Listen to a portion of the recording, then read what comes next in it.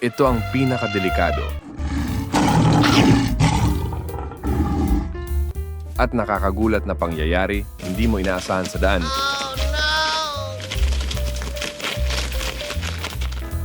Number 10. Makikita sa video na nakatigil ang isang sasakyan sa isang madilim na kalsada. ये बच्चा है ये बच्चा आएगा छुड़ा देंगे और बच्चे बताना बेटा आराम से ये आई देखिए ये बच्चा आ गया Mapapansin sa unahan ng sasakyan ang isang tigre. Makalipas lang ang ilang sandali, ay ganito na ang nangyari.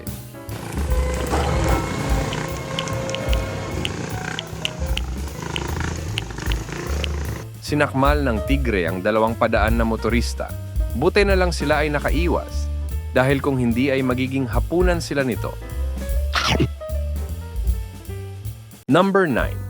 Ito pa ang isang pangyayari kung saan ang elepanteng ito ay hinarangan ng kalsada.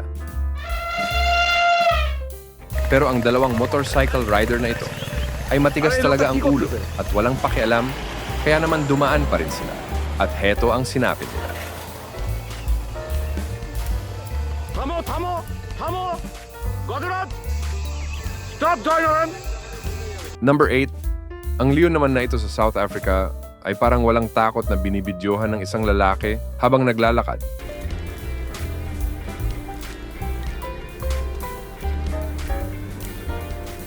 Pero makalipas lang ang ilang minuto, ay biglang ganito ang nangyari.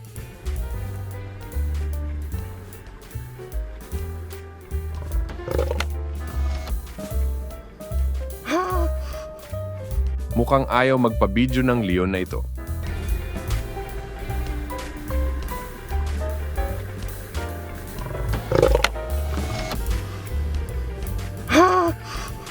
Number 7. Sa unang tingin ay normal na nagmomotorsiklo lang ang isang lalaking ito.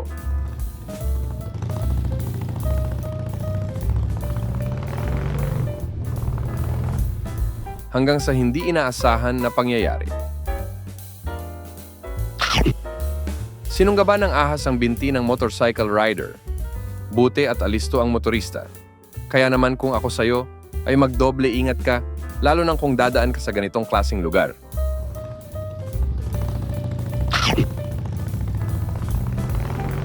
Number 6, nakasalubong naman ng isang motoristang ito ang isang napakalaking elepante dahil sa takot ay ganito na lang ang kanyang nagawa.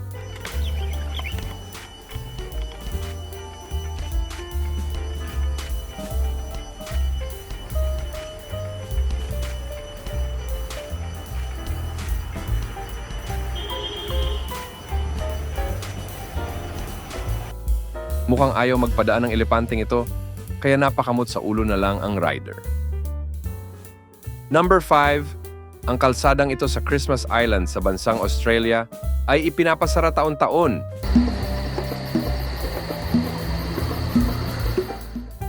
Dahil sa sobrang daming alimango ang nagdumadaan dito, sa katunayan pa nga ay gumawa pa sila ng overpass para lang makadaan ng ligtas ang napakaraming mga alimango.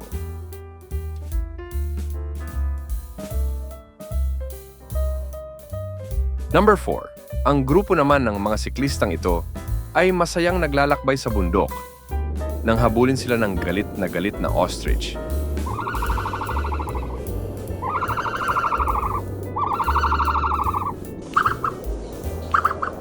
Ginagamit ng mga ostrich ang kanilang mahahabang binti para makatakbo ng mabilis.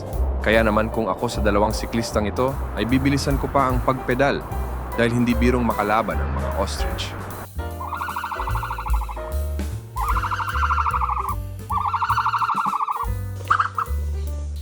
Number 3, ang dalawang researcher na ito na naglalakad sa gubat ay bigla na lang napahinto dahil nakasalubong kasi nila ang tila nagugutom na oso.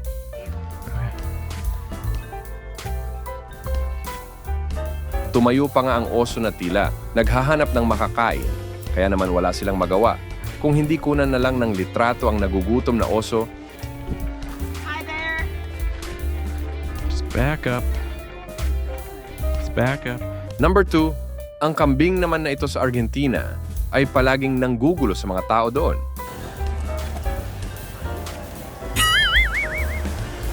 Kaya naman nakatikim ang dalawang motoristang ito. Binangga ng kambing ang motorsiklo, kaya naman nawalan sila ng balanse at tuluyan na tumba.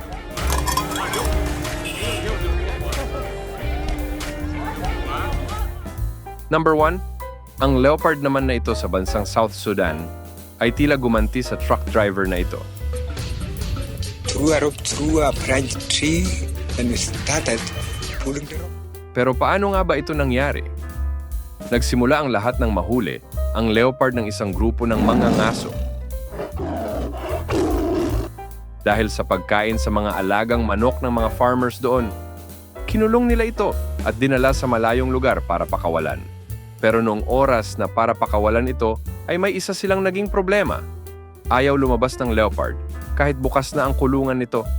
Kaya naman naisip ng truck driver na pukpukin ang kulungan. Tinatakot niya ito at hinahampas. Dahil sa ginawa ng driver, ay bakas na sa mukhang ng leopard na galit na ito. Kaya naman kaagad itong lumabas at imbis na tumakbo palayo, ay kaagad nitong sinakmal ang driver.